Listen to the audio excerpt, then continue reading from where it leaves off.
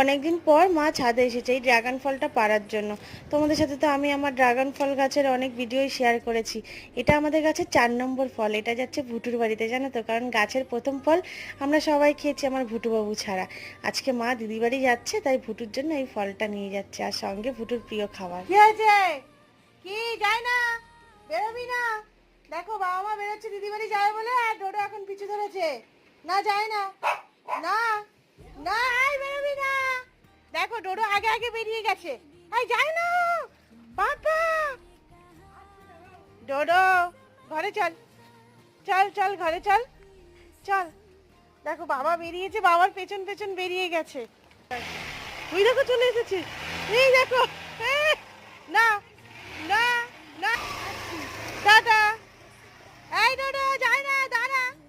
দেখো ছুটেছে, বাবা মার সাথে ছুটেছে।